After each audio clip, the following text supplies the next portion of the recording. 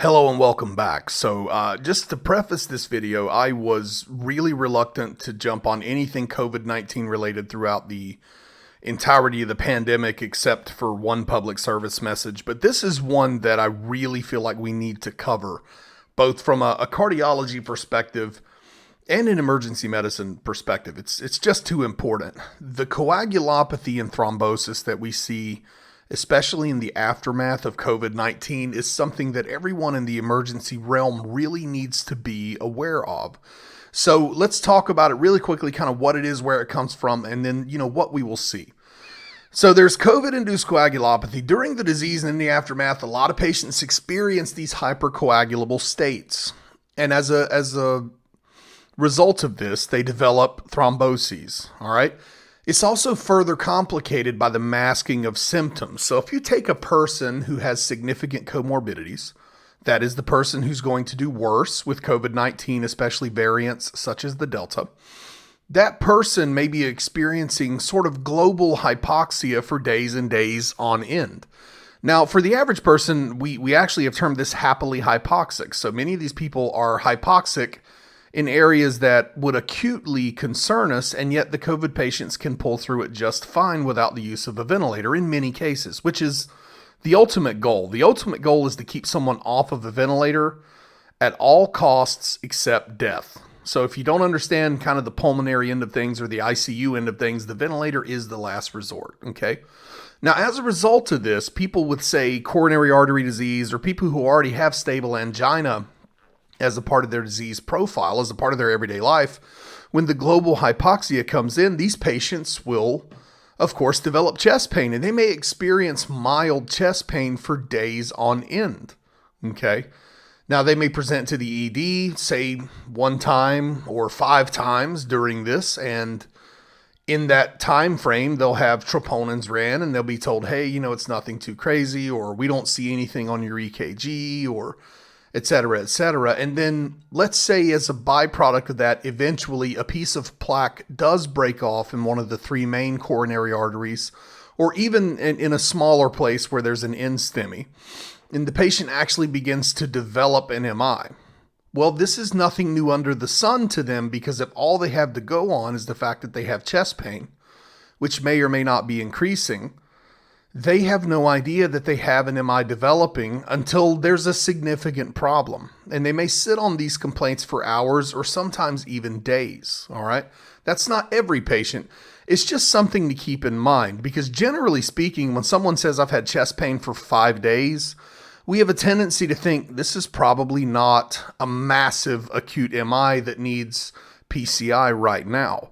COVID changes that. Masking of symptoms changes that. So just be especially vigilant when you are evaluating these patients. And of course, pre-existing conditions, they run the gamut. There's a lot to it. So let's talk about some of the significant pre-existing conditions that we see as they relate to coagulopathy with COVID-19. So the first one is obesity. Now, your major reason for this being a significant pre-existing condition or comorbidity, whatever you choose to call it, is that a person who is obese has a tendency to develop huge amounts of inflammatory cytokines. Now, I'm not going to map them out like IL-1 and IL-6 and all that good stuff. This is not going to be a biochemistry lecture. But suffice it to say that people who are obese, especially those who are morbidly so, they have the tendency and the ability to develop huge amounts of cytokines that the average human body wouldn't be able to produce under similar circumstances, because it's, for lack of a better analogy, it's well practiced. Carrying too much weight and the associated problems that come with that keep the body in a constant state of inflammation, especially in terms of the joints, the lower extremities. You get the picture. So when these patients do develop a bad strain of COVID-19, or they have a particularly bad acute infection, what ends up happening there is the body can produce an incredible amount of cytokines. This is very often what's called cytokine storm. And these are the patients who are at risk in an incredible way. So obesity is a huge complication of COVID-19, all right? Lung disease, of course, it makes sense that lung disease would be a problem with COVID-19 to begin with. But in terms of coagulopathy, remember that hypoxia impacts coagulopathy, right? Especially if you're chronically hypoxic. So if you have COPD, if you have other types of lung disease, if you have obstructive sleep apnea and you're not compliant with your apparatus, these patients will have a very high hemoglobin and hematocrit. With a huge red blood cell count, all you need is a little fibrin to make massive amounts of blood clots. And then, of course, what happens when you contract COVID? Let's just say you have a huge amount of red blood cells, you have a high H&H, you contract COVID-19. Are you going to run a marathon every day? Absolutely not. You're going to become sedentary, right?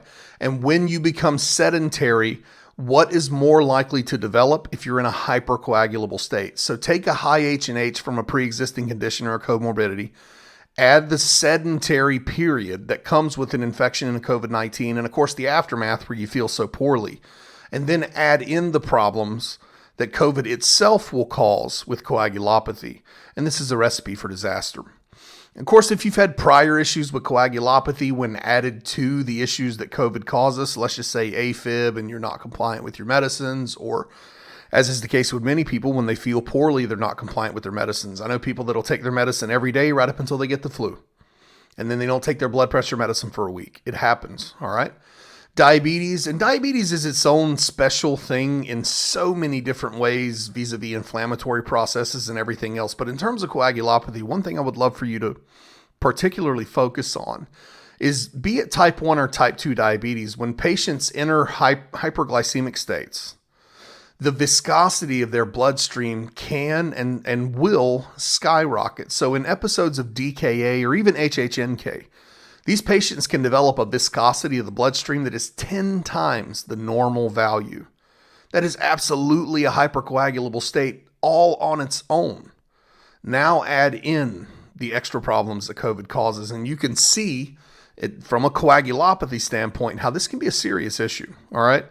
And then, of course, there's your immune, inflammatory, or autoimmune conditions. This just wants to kind of cover everything. And then there's various other factors that are a little more rare.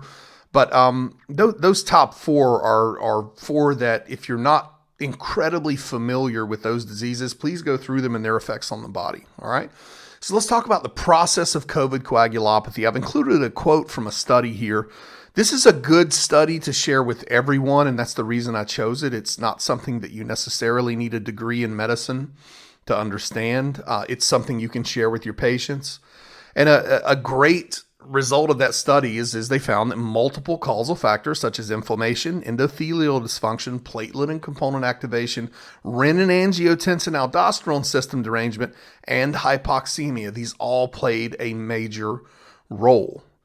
And as it happens, these are all things that people with significant comorbidities run into. Okay, so this is sort of why COVID causes this problem. It's just so compounded. So summing it all up in a nutshell, COVID causes this major release of inflammatory signals that we call cytokines. Now, a cytokine is a substance secreted by a cell of the immune system, and in this case especially, all right? And what happens here is, through the different signals, the body is told, hey, swell up, inflame, do these different things, all right?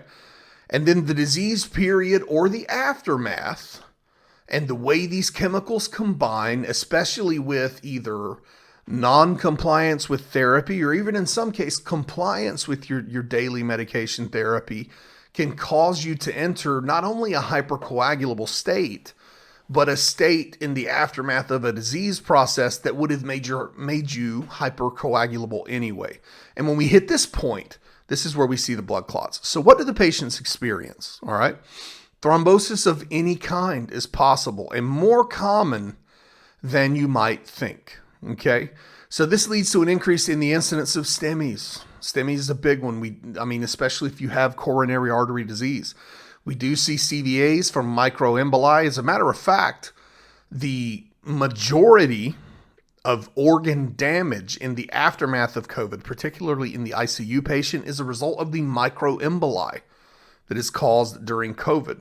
And also bear in mind, especially when we talk about microemboli and septic shock and these things, that many patients, especially in the ICU, develop concomitant infections, many of them nosocomial infections, which produce septicemia, septic shock, those low blood pressure states that result in end organ dysfunctions, the mean arterial pressure of less than 65, which results in kidney failure, or the concomitant strep infections where the endotoxins drop the blood pressure to the point that we do see these microemboli through many of the microvasculature of the organs and things that we depend on so much. So kind of keep that in mind. A pulmonary embolus is a very important one for the bedridden patient, especially. If not bedridden, the most of the time sedentary patients, particularly if they smoke and engage in hormone replacement therapy. Now, not too long ago, that was limited to birth control, but if you haven't seen how testosterone replacement therapy is growing in the male population, I encourage you to look at the numbers. Males and females are taking hormones, and this is not just the LGBTQ community. I'm talking about men in their mid-30s that are found to have low testosterone and are, injecting themselves weekly, if not bi-weekly. This population of patients is growing, and it is huge. And the problem, especially in males, not that I want to throw my own gender under the bus, but we are notoriously non-compliant with our regimens. We'll take the testosterone, right? That makes us feel better. But will we get the phlebotomy we're supposed to get every 56 days when the Red Cross lets us donate blood? Well, that they have a tendency not to do. And they have a tendency not to stop smoking. And they have a tendency not to live the healthy lifestyle that one should engage in if they are putting artificial hormones in their body. Many of the men on TRT are in a hypercoagulable state anyway. If you throw COVID into the equation, it gets that much worse. So keep that kind of stuff in mind.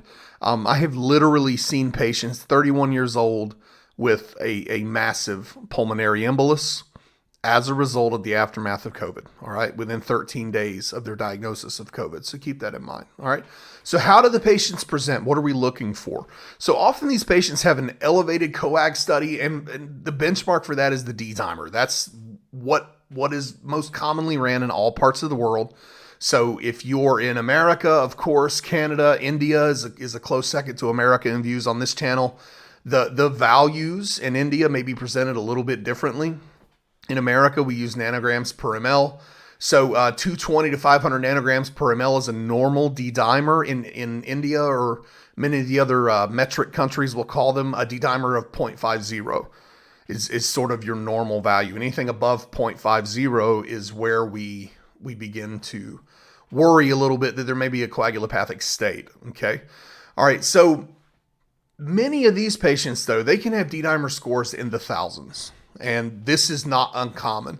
So the same patient I told you about a little bit earlier, they had a D-dimer of a little over 3,000 nanograms per ml, and of course, it was a PE, and their chief complaint was shortness of breath. It makes sense, okay?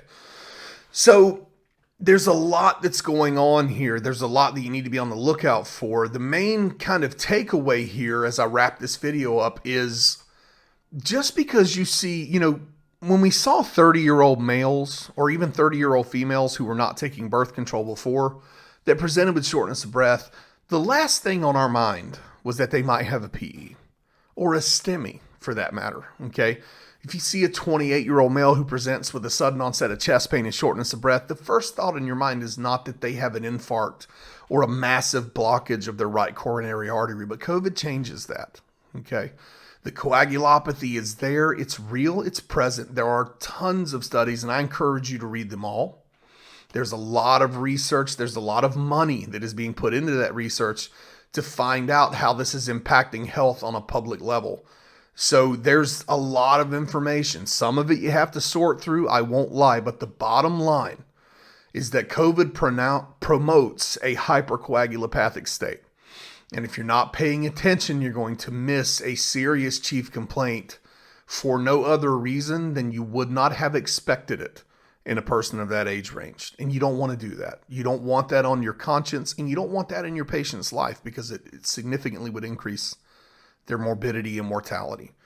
So people in their mid-20s are not automatically not having massive infarctions anymore if they're post-COVID, especially within about 30 days of COVID. This seems to be when the greatest amount of stuff happens, okay? So keep that in mind, guys. If you like the channel, like and subscribe. If you've got things you want to say, put them in the comments. I do try to respond to every comment. I don't I don't get too many to manage right now, so I'm trying to respond to everybody. Of course, if you're looking for live lectures for your office, agency, or administration, you can send an email to shadetreecardiology@gmail.com. It's a lot easier to get CEUs if you're in the state of North Carolina, because that's where I'm out of. And until next time, get out there and practice.